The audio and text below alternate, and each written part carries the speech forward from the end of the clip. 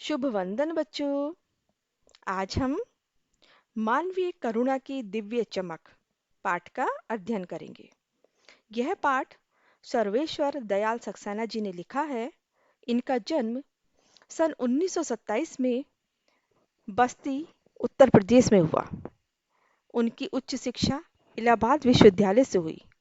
वे अध्यापक, आकाशवाणी में सहायक प्रोड्यूसर, दिनमान में उपसंपादक और पराग के संपादक रहे।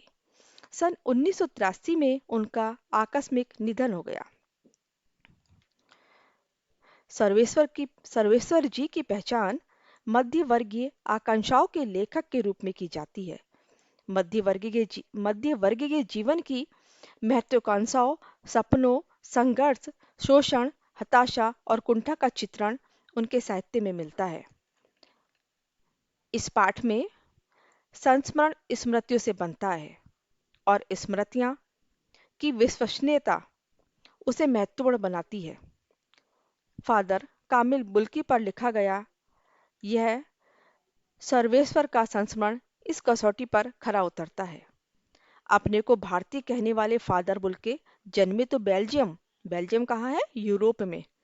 यूरोप के रैम्स चैपल शहर में, जो गिरिजों, पादरियों, धर्मगुरुओं और संतों की भूमि कही जाती है, परंतु उन्होंने अपनी कर्म भूमि बनाया भारत को। जन्म हुआ था इनका रैम्स चैपल यूरोप में, लेकिन इन्होंने अपनी कर्मभूमि किसे बनाया? भारत को। फादर बुल्के एक सन्यासी थे, परंतु पारंपरिक अर्थों में नहीं।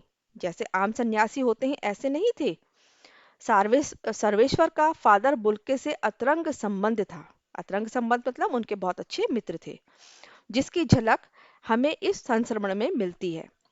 लेखक का मानना है कि जब तक राम कथा है, इस विदेशी भारतीय साधु को याद किया जाएगा तथा उन्हें हिंदी भाषा और बोलियों के अगाध प्रेम का उदाहरण माना जाएगा। तो ये था, ये सब कुछ इस पाठ में आएगा, इससे संबंधित ही है पूरा पाठ। चलिए पढ़ते हैं पूरा पाठ। ये मैं आपको लाइन टू लाइन एक्सप्लेन करूंगी। शुरू करते हैं। फादर को जहरवाद से नहीं बनना चाहिए था। जहरवाद क्या होता है? एक बहुत ही असाध्य फोड़ा होता है, जिसके अंदर बहुत ही विषायुक्त फोड़ा होता है। तो इसके लिए कहा गया है जहरवाद से नहीं मरना चाहिए था। जिसकी रगों में दूसरों के लिए मिठास भरे अमृत के अतिरिक्त और कुछ नहीं था, उसके लिए इस जहर का विधान क्यों हो? ऐसे फोड़े मतलब ऐसी मृत्यु का विधान क्यों भगवान ने उसके लिए रचा, जो हमेशा दूसरों के लिए अपनापन ही रखता था? यह सवाल किस ईश्वर से पूछें? प्रभु की आस्था ही जिसका अस्तित्व था, वह देह की इस यातना की परीक्षा उम्र की आखिरी देरी पर क्यों दे? अर्थात अपने बुढ़ापे में आकर के इतनी पीड़ा क्यों सहे? किस प्रभु से जाकर ये पूछें? एक लंबी पादरी के सफेद चोगे से ढकी आकृति सामने है। गोरा रंग, सफेद झाई मारती बूढ़ी भूरी दाढ़ी दाढ़ी, नीली आंखें, बाहें खोल गले लगाने को आतुर। ऐसे थे फादर बुल्के। ये उनका पूरा शब्दचित्र आपके सामने प्रस्तुत है।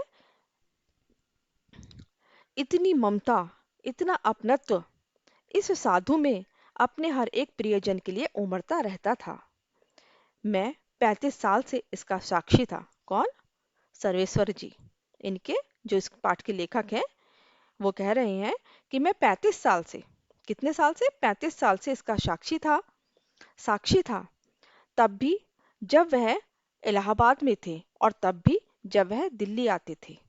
आज उन बाहों का दबाव मैं अपनी छाती पर महसूस करता हूँ। फादर को याद करना एक उदास फादर को याद करना एक उदास शांत संगीत को सुनने जैसा है। जैसे किसी हम जब शांत संगीत को सुनते हैं तो हमारा मन भी एकदम शांत हो जाता है, एक संगीत में हो जाता है। उसी तरह से फादर को याद करना था। उनको देखना करुणा के निर्मल जल में स्नान करने जैसा था और उनसे बात करना कर्म के संकल्प से भरना था। मुझे परिमिल के वे दिन याद आते हैं। परिमिल एक संस्था का नाम था जब ये लोग इसमें काम करते थे। मैं मुझे परमिल के वो दिन याद आते हैं जब हम सब एक पारंपरिक रिश्ते में बंधे थे, जिसके बड़े फादर बुल्के थे। हमारे हंसी मजाक में हमारे हंसी मजाक में वह निर्लिप्त शामिल रहते, हमारी गोष्ठियों में वह गंभीर बहस करते, हमारी रचनाओं पर बेबाक राय और सुझाव देते, और हमारे घरों के किसी भी उत्सव और संस्कार में वे बड़े भाई और पुरोहित जैसे खड़े हो हमें अपने आशीषों से भर देते, आशीषों, आशीर्वादों से। मुझे अपना बच्चा और फादर का उसके मुख में पहली बार अन्न डालना याद आता है। ये सब लेखक जो है वो याद कर रहा है कि फादर बुल्के कैसे थे। और नीली आंखों की चमक में तैरता वात्सल्य भी, वात्सल्य मतलब जैसे माँ बाप का प्रेम होता है, बड़े भाई का प्रेम होता है, उसे वात्सल्य प्रेम कहते हैं। और आंखों की चमक में तैरता वात्सल्य भी, जैसे किसी ऊंचाई पर देवदारू की छाया में खड़े हों। देवदारू एक वृक्ष का नाम है, एक जो बहुत ऊंचाई पर उगाया जाता है, और ये बहुत ही शीतल, इसकी छांव में अगर बैठते हैं तो ये बहुत ही शीतलता प्रदान करता है, मन को शांत कर देता है। तो देवदार के वृक्ष की तुलना यहाँ पर फादर से की जा रही है। आगे, कहाँ से शुरू करें? वो याद कर रहे हैं, लेखक कह रहे हैं कि कहाँ से शुरू करें। इलाहाबाद की सड़कों पर फादर की साइकिल चलती दिख रही है। वह हमारे पास आकर रुकती है, मुस्कुराते हुए उतरते हैं। देखिए देखिए, मैंने उसे पढ़ लिया। और मैं कहना चाहता हूँ, उनको क्रोध में कभी नहीं देखा, आवेश में देखा है, और ममता तथा प्यार में लबालब छलकता महसूस किया है। अक्सर उन्हें देखकर लगता है कि बेल्जियम में इंजीनियरिंग के अंतिम वर्ष में पहुंचकर उनके मन में सन्यासी बनने की इच्छा कैसे जाग गई, जबकि घर भरा पूरा था, दो भाई, एक बहन, माँ और पिता सभी थे। देखिए, ये जन्मे कहाँ थे? बेल्जियम में। लेकिन जब ये इंजीनियरिंग के अंतिम वर्ष में पढ़ रहे थे, यानी कि फोर्थ ईयर में थे, तो अचानक से इनके मन में सन्यासी बनने की इच्छा जाग गई, जबकि पूरा घर था इनका, भाई भी था, माता भी थी, पिता भी थे, सभी थे। लेकिन फिर भी इनके मन में इच्छा अचानक से जाग गई कि मैं तो सन्यासी बनूंगा। अब क्या हुआ? अब लेखक ने इनसे पूछा था एक बार, आपको अपने देश की याद आती है? तो ये बोले, मेरा देश तो अब भारत है। मैं जन्मभूमि की पूछ रहा हूँ, लेखक ने कहा। हाँ, आती है। बहुत सुंदर है मेरी जन्मभूमि, रैम्स चैपल। घर में किसी और की याद आती है? माँ की याद आती है, बहुत याद आती है। फिर अक्सर माँ की स्मृतियों में डूब जाते देखा है। ये माँ को याद करके उसमें बिल्कुल डूब जाते थे। उनकी माँ की चिट्ठियां अक्सर उनके पास आती थीं। अपने अभिन्न मित्र डॉक्टर रघुवंश को उन चिट्ठियों को दिखाते थे। पिता और भाइयों के लिए बहुत लगाव मन में नहीं था। पिता व्यवसायी थे और एक भाई वही पादरी हो गया था। एक भाई काम करता है, उसका परिवार है। बहन सख्त और जिद्दी थी, बहुत देर से उसने शादी की। फादर को एकाध बार उसकी शादी की चिंता व्यक्त करते हुए उन दिनों देखा था। भारत में बस जाने के बाद 2 या 3 बार अपने परिवार से मिलने भारत से बेल्जियम गए थे। लेखक ने कहा, लेकिन मैं तो सन्यासी हूँ। ये लेखक से फादर कह रहे हैं कि लेकिन मैं तो सन्यासी हूँ। आप सब छोड़कर क्यों चले आए? लेखक ने पूछा। तो ये बोले, प्रभु की इच्छा थी। वह बालकों की सी सरलता से मुस्कुराकर कहते, माँ ने बचपन में ही घोषित कर दिया कि लड़का हाथ से गया। अक्सर होता है ना कि जब बच्चा जन्म लेता है, तो जो घर की बड़ी बूढ़ी होती हैं वो उसके बारे में घोषणा कर देती हैं कि भाई ये ऐसा निकलेगा, वैसा निकलेगा। ये इसके बारे में कहावत भी बहुत ही कहावत भी कही जाती है कि पूत के पैर पालने में दीख जाते हैं। तो ऐसे ही जब इसने जन्म लिया तो माँ ने कहा कि बच्चा तो हाथ से गया। और सचमुच इंजीनियरिंग के अंतिम वर्ष में पढ़ाई छोड़ फादर बुल्के सन्यासी होने जब धर्मगुरु के पास गए और कहा कि मैं सन्यास लेना चाहता हूँ, तथा एक शर्त रखी। सन्यास लेते समय सन्यासी चाहने वाला शर्त रख सकता है कि मैं भारत जाऊंगा। क्या शर्त रखी थी? कि मैं भारत जाऊंगा। भारत जाने की बात क्यों उठी थी? नहीं जानता, बस मन में यह था। उनकी शर्त मान ली गई और वह भारत आ गए। पहले जीसेंट संघ में 2 साल पादरियों के बीच धर्माचार की पढ़ाई की, धर्म से संबंधित पढ़ाई की। क्योंकि ये सन्यासी बनना चाहते थे, इसलिए इन्होंने धर्माचार की पढ़ाई की। कितने साल? 2 साल। फिर 9 से 10 वर्ष दार्जिलिंग में पढ़ते रहे। कलकत्ता से बीए किया और फिर इलाहाबाद से एमए। उन दिनों डॉक्टर धीरेन्द्र वर्मा हिंदी विभाग के अध्यक्ष थे। शोध प्रबंध प्रयाग विश्वविद्यालय के हिंदी विभाग में रहकर 1950 में पूरा किया। राम कथा उत्पत्ति और विकास। देखिए अब ये क्या है, शोध प्रबंध किसे कहते हैं? शोध प्रबंध प्रयाग विश्वविद्यालय के हिंदी विभाग में रहकर 1950 में पूरा किया। क्या?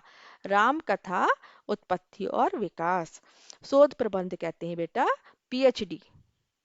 इन्होंने पीएचडी की थी किस पर? राम कथा। और राम कथा तो बहुत लंबी होती है, उसमें भी टॉपिक था इनका, जो शीर्षक था वो था उत्पत्ति और विकास। समझ में आया कि राम कथा में इन्होंने अपना शोध कार्य किया, पीएचडी की, और उसमें भी एक टॉपिक लिया जाता है, एक शीर्षक लिया जाता है जिसका नाम था उत्पत्ति और विकास। परिमल में उनके अध्याय पढ़ाए गए थे। फादर ने मातृलिंग के प्रसिद्ध नाटक ब्लू बर्ड का रूपांतर भी किया, नील पंछी के नाम से। ब्लू बर्ड का रूपांतर नील पंछी के नाम से इन्होंने किया था। बाद में वह सेंट जेवियर्स कॉलेज रांची में हिंदी तथा संस्कृत विभाग के विभागाध्यक्ष हो गए और यहीं उन्होंने अपना प्रसिद्ध अंग्रेजी हिंदी कोश तैयार किया और बाइबिल का अनुवाद भी किया। और वहीं बीमार पड़े, पटना आए, दिल्ली आए और चले गए। 47 वर्ष देश में रहकर और 73 वर्ष जिंदगी जीकर।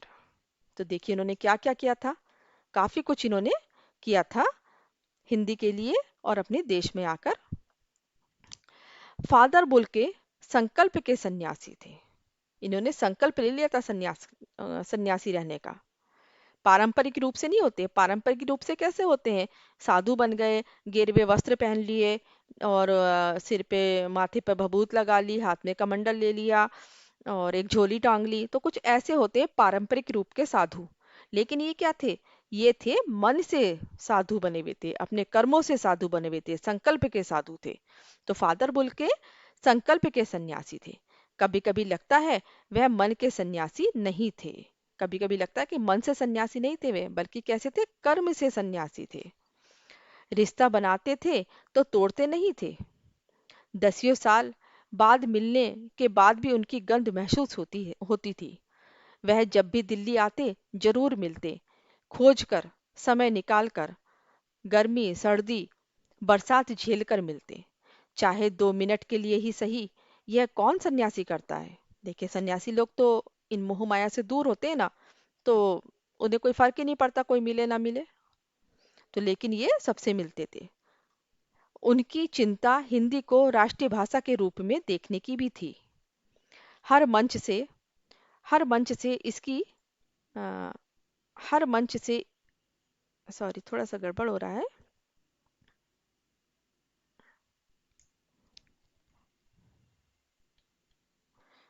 हर मंच से इसकी तकलीफ बयान करते, इसके लिए अकाट्य तर्क देते।